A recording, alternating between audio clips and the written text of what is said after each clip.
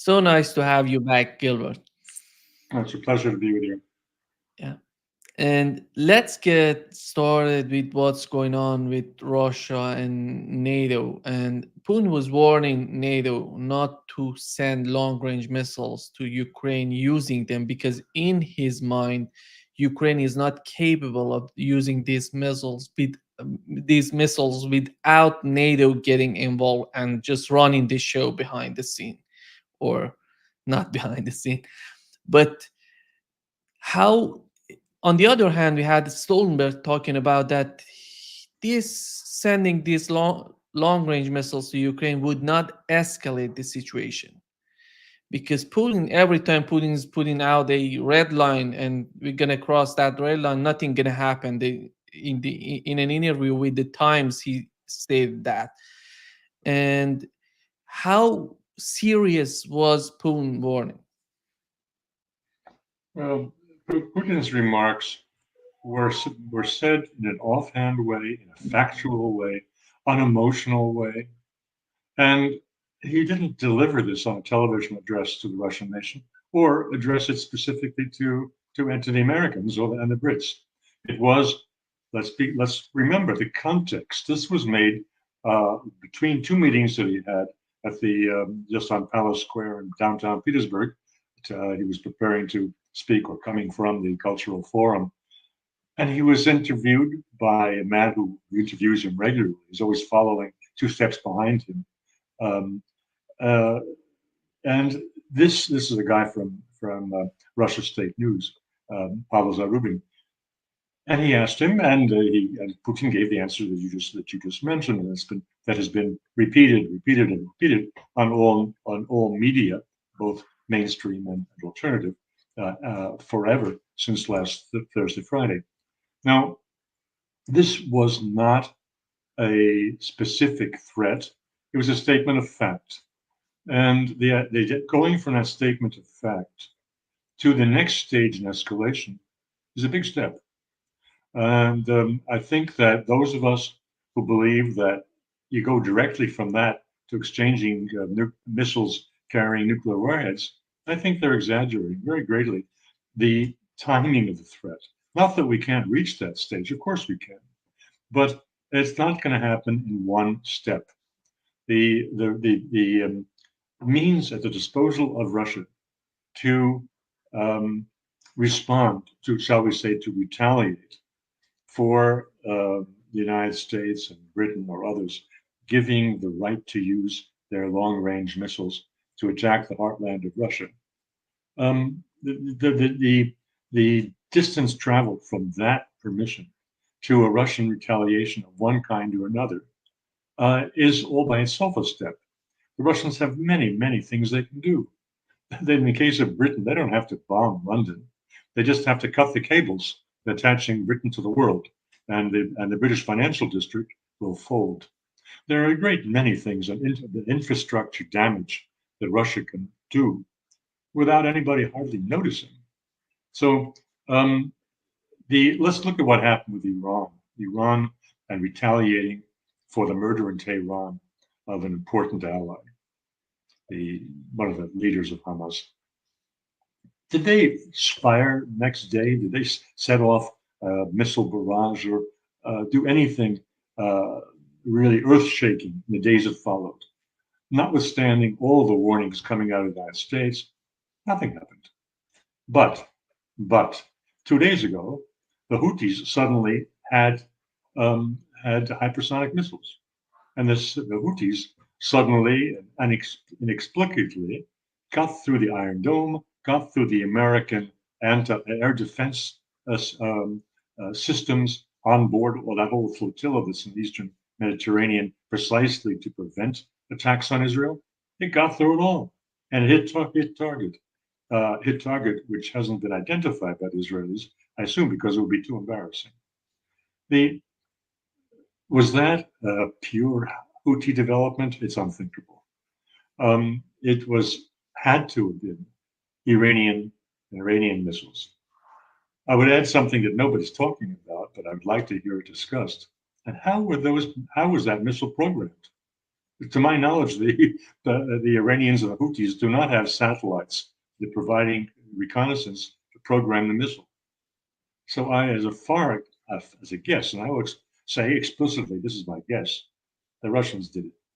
The Russians gave them again, a direct response to the use of American and West European satellites to program any missile that would be fired from Ukraine into Russia. So two can play the game, two can play proxy war, and I don't see the necessity for an instant move from proxy war to exchange of nuclear missiles. Fortunately for all of us, I think there'll be a few steps along the way before we get, if we ever get to that stage. So these are issues I'd like to raise with respect to how the events of how Putin's warning has been interpreted here among the mainstream and among alternative. If I just take a second just to point out mainstream. Yesterday morning, I listened to the BBC Morning News, and they had a talking head, a university professor, Bristol, I don't know where he was, somewhere in the UK, who astonishingly was saying, oh, there's no reason to take these red lines seriously. Mr. Putin is just a bully, and bullies bluff. My goodness, this nonsense, this very dangerous, ignorant nonsense, was yesterday morning being promoted from the state-controlled BBC. I emphasize that. Anyone who thinks that the BBC is an independent news source has not been applying their mind to the issue. Yeah.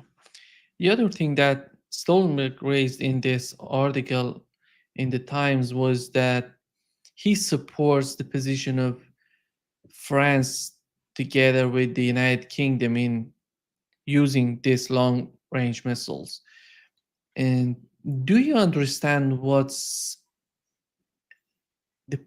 do you understand the position of the United Kingdom right now with the Labour Party? Because it seems that they're the same as Sunak was, and there is nothing changed in the United Kingdom. Even it's getting worse. How do you find it right now, considering Well, that? to be worse than Boris is difficult.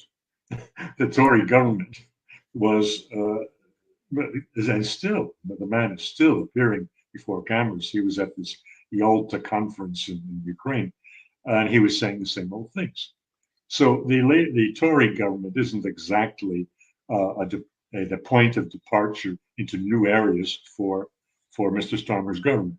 He's only continuing in an even a slightly worse way under present conditions what Boris Johnson was doing in his time in office. But I think the reference has to be, speaking about labor, it has to be to the inventor of new labor, and this goes back well to three governments ago in Britain, to the period before the Iraq War, when Tony Blair was the lapdog, as he was. That's how he was called in the States and elsewhere, the lapdog to Bush, and he provided what Europe, in person of France, Belgium, and Germany, refused to provide, which is cover for the illegitimate, illegal war on Iraq invasion, which killed maybe 1 million people. So Tony Blair was the enabler. He provided the bit of European sophistication to back up the rather crude and rude Mr. Bush Jr. and to give some oomph to this alliance of the willing. Mr. Starmer and New Labour today is continuing the dog routine of Britain, but he's not a lapdog. He's a hunting dog, and he's out 2 meters ahead of his boss in the White House, and he is really a dangerous personality. I haven't studied his background, but I've seen some brief information about his close tie-ins with American intelligence in the past. Let that be. I don't want to look into his biography. I want to look into his present. And he's getting terrible advice, and he himself is pursuing a terrible policy that where Britain will be is the first country on this continent to have the Russian bullseye painted on it. Yeah. And there is an article in Politico talking about Zaluzhny was not in line with Zelensky when, because earlier they had this thinking, this type of thinking to attack the Kursk region, and Zaluzhny was not agreeing with them. And right now, with what has happened in the Kursk region, do you find it, when you look at the whole conflict more than 2 years, do you think it was a very important turning point for the conflict, or it wasn't that much important? No, it's important. And those Western commentators who've said it was a great embarrassment for Vladimir Putin are correct. Let's not underestimate that. If, for Russians, for ordinary Russians, it is an enormous embarrassment and open question mark how and why this could happen. 2.5 years into the war, and they've been invaded. Their borders were not adequately protected by this massive armed force that Russia has put in play against Ukraine. How could that have happened? I say the chips have not yet taken their proper place, fallen properly with respect to Gerasimov and the high command. You can imagine well that Mr. Putin was furious, utterly furious, over this humiliation and embarrassment. When they speak about humiliation in the West, they think it is going to bring about regime change. That's totally nonsense. The only humiliation that could bring about regime change is the total loss of the war. That would bring about regime change. In that sense, Washington is correct. What is wrong in Washington is they think that Russia can lose the war. That is dead wrong. There's no way that that you can defeat a nuclear power like Russia. It is excluded. These are the should be the most obvious things to any statesman, to any politician and decision maker in the West. We go back to basics about what nuclear powers are. You don't taunt. You can taunt, but you don't inflict a strategic defeat on them if you want to live to the next day. When you look at the behavior of Americans right now, the Biden administration, and compare it to what's going on in the European Union, do you think they're totally in line? They're thinking the same way, or there is a difference, or maybe significant difference between these two parties when it comes to the conflict in Ukraine right now? You know this wonderful painting by Repin. It's in the Russian Museum in Petersburg of the Burlaki. It's the those who are hauling the barges up the Volga, going against the current. And there they are. Now 27 out of the 29 members of the EU, or 28, are those Burlaki. They're all pulling. They're all tied to one another or chained to one another. And so this operation in Europe is utterly bizarre. The 27 people, some of whom have a brain, I admit, a few of them are brainless, but some do have a brain. They are as intelligent as all of us, and they're going along with this in the mistaken belief that there is strength in unity, even if unity is pursuing a suicidal policy. So here in Europe, I think you can't really compare it one to one with the states. The states may be split down the middle over these issues, as it is between Kamala and Trump in general. But here in Europe, it is 95% all pulling that cord towards the precipice. This is not the Volga River; it's Niagara Falls, and they're not going against the stream; they're going with the stream right off. So that is a situation here. Yeah. And did you watch these two Russian pranksters talking with Sikorsky? Because I think the information coming out of this talk was so important. in terms of how Poland feels about the conflict in Ukraine right now. He said that NATO is not going to put troops on the ground in Ukraine officially, which I think I found it so positive if that would be the official policy of NATO right now. Well, I wouldn't look to Mr. Sikorsky for wisdom or for comfort. He has said in his long time in public service. I mean, this is not his first time at the national level government. He has said some outrageous things about the relationship of Poland and the United States. I won't repeat them because, as the Russians say in such instances, these are censored remarks. He said outrageous things about the relationship of Poland and the United States, and it's. I don't think he needed to have pranksters to say outrageous things in a microphone about the relationship between Poland and Ukraine. And certainly he is on the side of those who say that Ukraine cannot be admitted into the EU until it admits its guilt in the slaughter of Poles, of tens of thousands of Poles. Um, and as in the pursuit of the Bandera nationalism, this, there are grievances on the Polish side, which Sikorsky is now airing. That being said, at the same time as he may be making these remarks, which would seem to give us comfort over, over the restraint of Poland with respect to the Ukrainian cause, he's the same Sikorsky who a week ago was saying that that his country should be allowed to shoot down Russian missiles over Ukrainian territory because of the alleged threat that they posed to overreach and to hit Poland. This man, I think, is a little bit, he's an Eastern version of Mr. Macron, of doing anything to steal the limelight and his self promotion.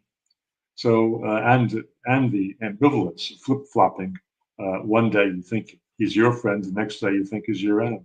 So I wouldn't pay too much attention to Mr. Sikorsky, and keep in mind that he's an American asset. Keep in mind who his wife is, Applebaum, the contributor, I think, to the Washington Post, one of the most rabid um, uh, Russophobes, and I will say at the same time, an extremely intelligent lady who works hard. I have to know your enemy.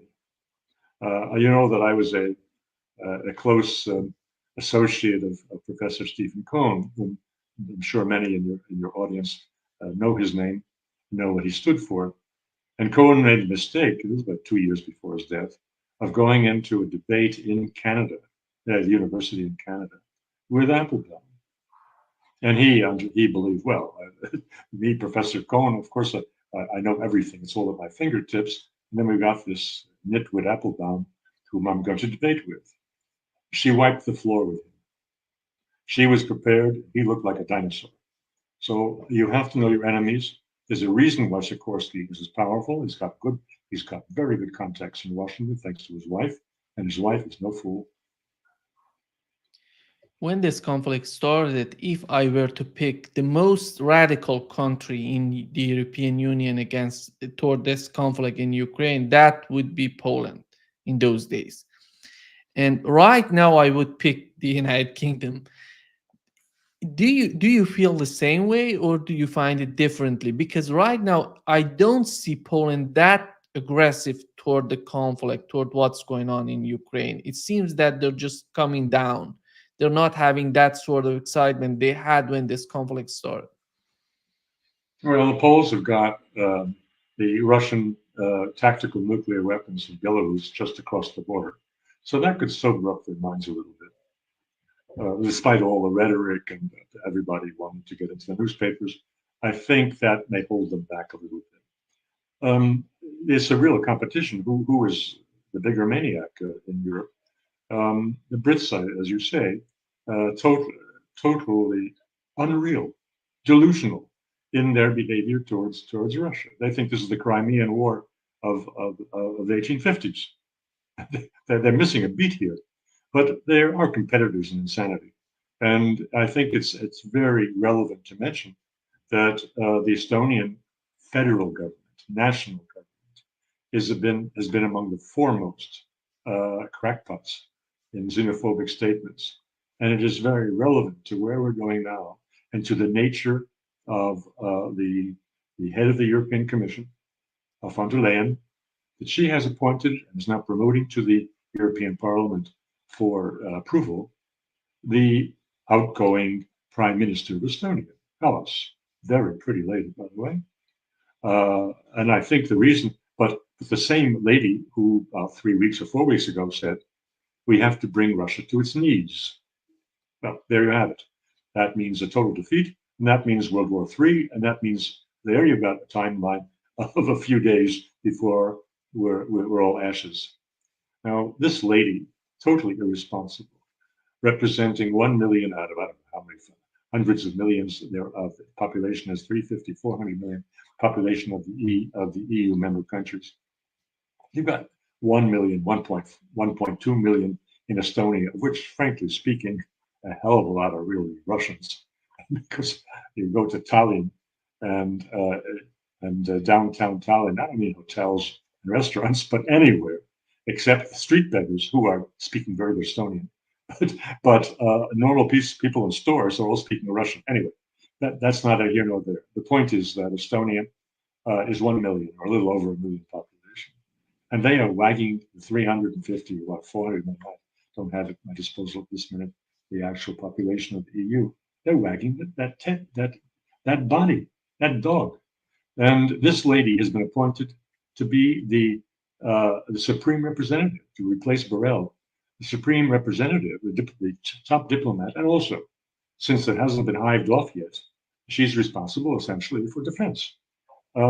This is the lady whom von der Leyen has appointed and who will be receiving approval shortly in next week as the cabinet or commissioners go before the European Parliament.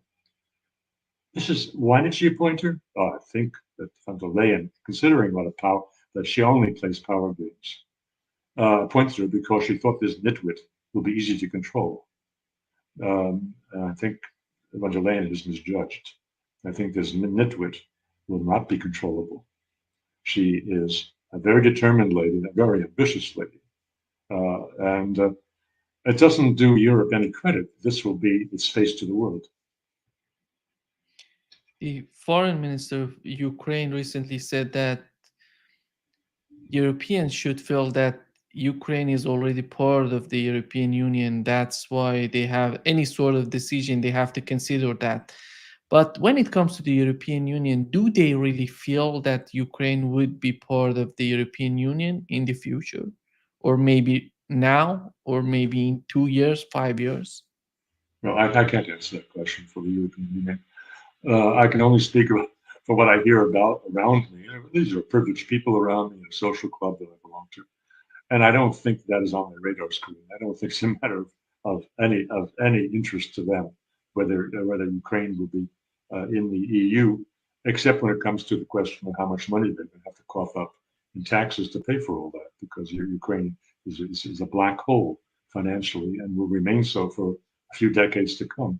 But this is not a subject of discussion among the privileged people whom I know socially in the leading French-speaking royal club here in Belgium, and I take that as my guideline. But otherwise, I don't pretend to take a reading of what the man in the street here thinks. Certainly, the guy who runs the grocery store down on the corner is not concerned by that issue of Ukraine's joining or not joining. And again, turning to the people who are well-educated, professionally very successful, and who should be interested in these things. Their interest in Ukraine is like Americans, ideological. They're defending freedom, they're defending democracy. They don't have a clue as to how democratic or undemocratic Ukraine is. It is going by the generalities that they see in their newspapers and on their television sets.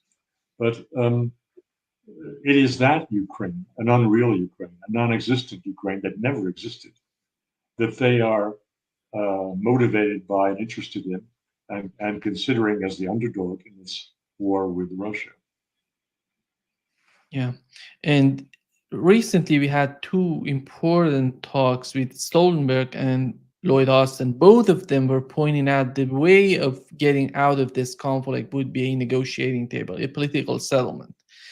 And if we assume that in any sort of political settlement, a new security treaty between the European Union and Russia, how do you see Ukraine in that type of talks? Because at the end of the day, we know how important Ukraine, whatever we call it, Ukraine, and after this conflict, is as a buffer zone.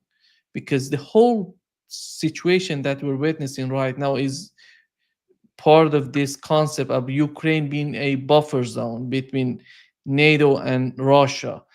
And how do you find it right now? Do you think in that type of talks they're going to consider Ukraine to be part of, to be a buffer zone that Russia would help Ukraine to grow, or help them to help their economy, help their infrastructure, because they're totally connected with the Russian type of life, type of technology. And how do you see at the end of the day they're going to consider Ukraine, that Russia and European Union together with the United States would help to reconstruct its infrastructure, or we're going to see something different? I mean, that was not one question, it was about a dozen questions you posed. It's a very complicated set of issues. You started out talking about Stoltenberg and Austin, and the notion that they are now turning towards the idea of a ceasefire or negotiated settlement to the conflict. I think that their notion, if they are indeed moving away from settled on the battlefield to negotiated settlement, I think that what they're really talking about is a frozen conflict, and one which gives Ukraine, just like Minsk II, a chance to recover and to be restored by NATO instructors and new mobilizations and so forth, so that it will be a formidable opponent to Russia that would prevent Russia's ever touching it again. That, of course, is unworkable. The Russians in no way will accept that. Now I'll go forward. I'll bridge several questions you made and go straight to this question of will the Russians support Ukraine should it become neutral? Will they give them assistance? I would say at this point flatly no. I was listening to briefly to the Vladimir Solovyov show last night, and they put up on screen um, a, um, a video clip of Zhirinovsky, the nationalist Russian leader of the LDPR party, liberal party of Russia, who usually got between 5, 10, maybe 12% of popular vote in presidential elections, and who died very sadly for his many followers in Russia. He died of COVID a couple of years ago.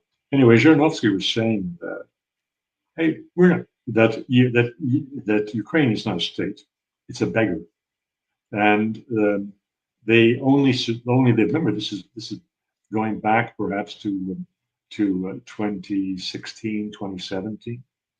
And compare that with what the status of Ukraine today, which is totally on life support from Western Europe and the United States to pay its pensions, to pay all of its government expenses, not to mention to cover a war that's waging. So he was saying back then that this was a beggar, uh, and that this is maybe it's earlier that this took place because yes, it must have been in 2013, 2014 that this interview with him took place, because he was discussing still the in the fall of 2013, Russia had offered $15 billion in aid to Ukraine, and that was mentioned by Zhirinovsky to help weigh the decision that they had to make between the European Union's um, uh, offer of a comprehensive cooperation or partnership as the path to membership, and uh, Russia's offer to continue the cooperation with Russia and with the East. So that was hanging the balance there. And he was saying, why in hell are we offering these beggars $15 billion? It's going to be money down the drain. Um, and I think that attitude is the answer to the question you just said now, posed now. Russia will not put up money for Ukraine's prosperity. And then what is left of Ukraine? The last figures I've heard, and this is on various YouTube interviews of the last week, is that the Ukrainian population, perhaps it was Larry Johnson, I don't recall exactly who said it, but Ukrainian population has dropped from 40 million before this to 20 million today. Well, I don't know if that's correct. It's a bit lower than I had understood. Nonetheless, population has diminished greatly, and even after peace is established, it is most improbable that those Ukrainians who have set themselves up in Germany or across the EU are going to rush back to their devastated country and to instant poverty. When it takes years to restore power, water, heat, everything. So let's say that the Ukraine is a basket case, and it will remain at a low population. Where its boundaries would be, well, that will depend on exactly when the Russians stop marching. I think the boundary would be at the Dnieper River, but I could be wrong. In any case, the notion of prosperous Ukraine as a buffer zone, as you're saying, that is not to be excluded. But before that can be negotiated and won, we need to have a change in the governments of most all of the European Union and of the United States. Before these governments change, it is inconceivable that Ukraine buffer state will be approved by the successors to Biden, the Democratic Party, Kamala, and her curators, if they come to power. That is inconceivable. It would be acknowledging a vast defeat while standing behind the policy. So it means Trump could do that if he wins enough of the Congress to be able to get through Congress what he wants to do. Here in Europe, for this to happen, von der Leyen has to go, or she has to have her powers trimmed by the European Parliament. There has to be a shift away from the European People's Party and the Social Democratic two-party domination of the Parliament towards the group that Viktor Orban has put together within the Parliament, which represents now about 30% of the membership. There has to be a shift of power away from those who created this disastrous policy towards those who have criticized it. So that is not going to happen today and tomorrow, but it could happen within the foreseeable future, yes. And one of the points that Putin was talking about when Joe Biden was running against Donald Trump was that Biden is predictable. And the question here is, in my opinion, he wasn't that much predictable during this conflict. He was saying many things during this conflict about tanks, F-16s, cluster bombs, and he sent all of them to Ukraine. And we couldn't predict that Biden would do that. And at the end of the day, right now, Le Monde is talking about that Zelensky is hoping to be part of NATO before Biden leaving office in the United States. Do you think that these long-range missiles and maybe something like that, as Le Monde putting out about Zelensky's vision, do you feel that Biden would do something that much different? Because we can understand some sort of escalations on the battlefield, because when it comes to this type of activity on their part, doing something substantial in order to facilitate Ukraine being part of NATO, I'm talking about this. Do you think that the Biden administration would do that before leaving the office? Well, this takes us straight back to the issue we had at the beginning, and that was the threat posed by these new super weapons to Russia, which would induce Mr. Putin to see that they are in a state of war with the United States and its allies. I'd like to just highlight something that again people are not talking much about. Hey, what is this? What is the real possibility of those Storm Shadow missiles being launched against Russia, even if permission is given? These missiles can only be launched from aircraft. The Russians have already destroyed almost everything that flies in the Ukrainian Air Force from the Soviet days. And the assumption has been that these missiles will be carried by F-16s. Now, wait a minute. They've taken possession of six, maybe those five of them are still uh, uh, capable of flying, being held in Romania, wherever else they're being held. Um, One has already been shot down by an American Patriot system by accident. Um, if these planes enter Ukrainian airspace to launch missiles against Russia, how many minutes will it take before they're shot down by the Russian S-500 or other, or uh, by Russian jet fighters who take off precisely to destroy them? So I have a hard time seeing how this Wunderwaffe is going to really threaten Russia in any way. As I understand the talking point, Mr. Putin cannot allow this to pass unchallenged and cannot have credibility with his own people if he doesn't say what he said late last week. But the reality is, how's it going to happen? ATACMS could be used. ATACMS are the American missiles which are ground based. They don't require a jet to be fired.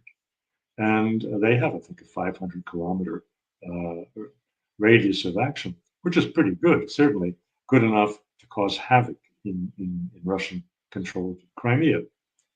Um, but Biden has not allowed that to be used. I think it's most improbable that he will before he goes out of office, because his advisors have said this will be war.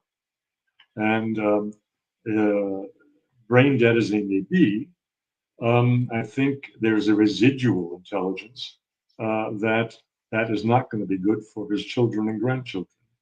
Therefore, it's not going to happen. So the cycle of big talk, I don't think that the West is capable right now of striking deep into Russia unless it's done with Western pilots from a NATO country and at the expense of triggering a Russian nuclear response. Yeah. And we had this new attempt to assassinate Donald Trump in the United States.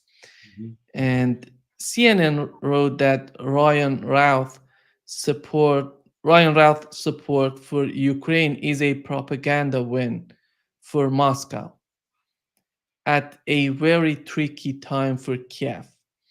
And I wouldn't be surprised. And the other day, the next day, they come with a title that Putin was behind this type of attack, because they do these things unbelievably. And you wrote a very good article and about the misinformation and disinformation. How do you find this type of wars on the part of the media? Because it doesn't seem that they're getting anything truthful out of these articles, but they're trying to inject some sort of excite, excitement in the society to in order to achieve something. And what's your understanding on this type of rhetorics? Well, right, we're just at the very beginning of the investigation into it. And unlike the first assassin, would-be assassin, he survived and was captured. Unlike the first would-be assassin, who would have been, or the investigation around him has all been at the federal level, we can anticipate an investigation at the state level in Florida. And I will be surprised if Mr. Root survives. I would not be the least bit surprised if his fate is that of Oswald, murdered on his way from one prison cell to another. Because if he starts talking, it will get quite ugly. What he was doing in Ukraine, he was meeting with Afghan Afghan killers, which in a manner that could only be understood if he was being directed by the CIA, which wouldn't surprise me and many other people in the slightest.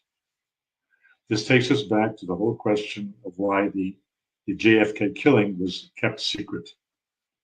I don't think they can keep this secret because of the political commotion, and precisely because of the interest in the governor of Florida to expose whatever it is to be exposed about this plot. And let's call it a plot, not a madman or an effort by some character to wage a repeat performance, the copycat phenomenon. It's very doubtful this was a copycat phenomenon. It's much more probable that this was another inside job. And if this is investigated properly, as may well happen, there it will be a great embarrassment to the intelligence services, or to some part of them. There's been a lot of discussion now about the deep state. There was a very interesting uh, chat. I wouldn't call it a debate, but it's a roundtable discussion between Jeffrey Sachs and John Mearsheimer on just this heading, the deep state. And deep states exist almost everywhere. They are the perpetual part of a government that serves, or supposed to serve the elected part of the government, the top bosses, but very often doesn't serve them at all, and quite the contrary, pulls in the opposite direction. The deep states everywhere have a certain, their value is they continue state policy regardless of elections to give some permanence to policies. The negative is something I didn't hear these two gentlemen talk about. The American deep state uh, was cut to pieces by the Bush Jr. period, and by none other than Dick Cheney. And this astonishes me that nobody mentioned it. Cheney purged the deep state. Cheney purged the intelligence services. I did an essay on this going back at 10, 12 years, based on some very interesting information that I found on the pages of the web pages of a French intelligence analyst. And the essence of it was that the American intelligence, after 2001, when it was clear that the only thing of interest to American security was uh, the Muslims and uh, the religious extremists in the Middle East. Got so the Russian assets that the CIA and other intelligence organizations of the United States had were deemed to be irrelevant and expendable, and they were expended. They were fired. And a lot of the information that has informed, has advised the policy decisions in the State Department and elsewhere in the U.S. government have been done on an outsourced basis by commercial organizations using largely open sources. Whether this is good or bad is something we can talk about for a long time. The point is, the United States deep state is not today what it was 30 years ago. It has been given a political direction precisely by Dick Cheney, and that is undeniable, and it has made it very especially difficult to uproot the neocons all around government, because the neocons are the deep state. So that is where we are today, and I would hope that this enters into a bigger discourse that was partly raised by two very worthy gentlemen, I say by Jeffrey Sachs and John Mearsheimer, but I believe was missing an important dimension to what the deep state that is driving things like the assassination of the attempts on Trump is all about. And since you brought up this discussion between this talk of Jeffrey Sachs and John Mearsheimer, one point that was so crucial in this talk, which they were not in totally in line with each other, was the what's going on with China. And how do you find John Mearsheimer's view toward China? Because it seems that the same kind of view that neocons have toward Russia. And the main reason behind this disaster in Ukraine was this type of idea that we have to contain Russia. And it seems that John Mearsheimer is suggesting the same kind of policy when it comes to China. On the other hand, we had Jeffrey Sachs talking just vastly about how important the relationship between the United States, Russia, and China is for the future of the world, which I found it so much fascinating. It's so much sane when you think how he's putting out his mind and against what John Mearsheimer is suggesting. Well, let's come back to basics. I have the highest respect for John Mearsheimer. I think he's a real national hero in that he is saying what he's saying, and he's been saying things that are nonconformist for a long time at great jeopardy to his professional career. That he was co-author of the book exposing the Israeli lobbying effort, which almost cost him his professional reputation. It was remarkable. And so he has taken, since 2014, when he published his outstanding essay on who's to blame for the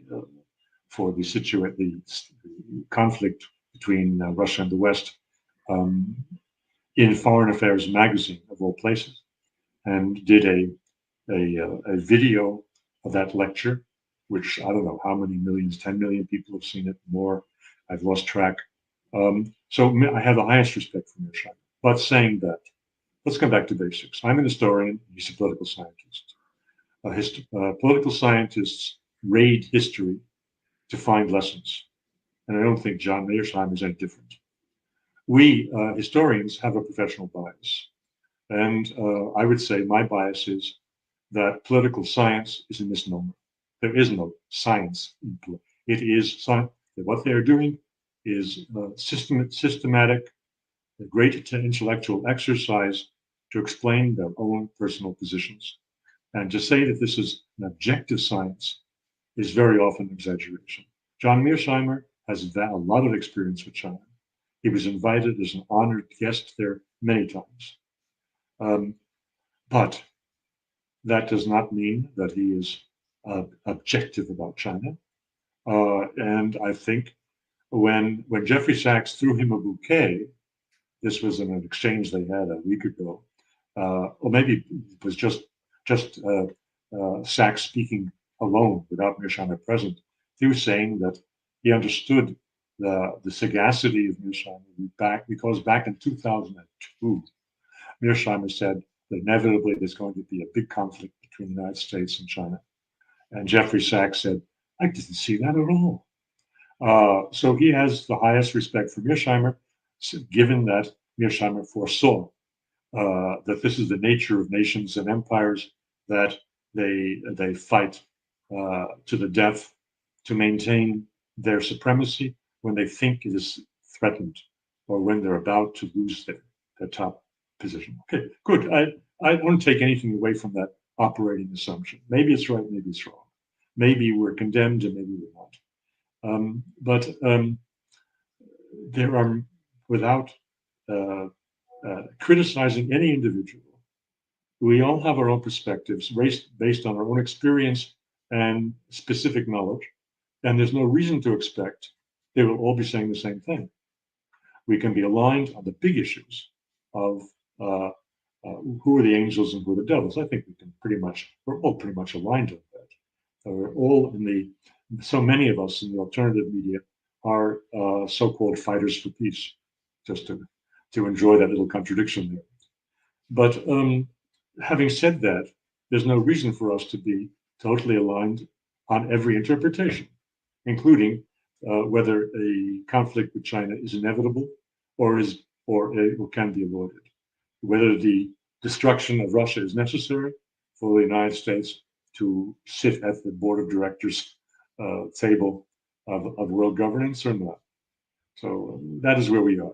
As I said, I don't throw bouquets, and nor do I throw big brickbats of any of these worthy uh, uh, experts.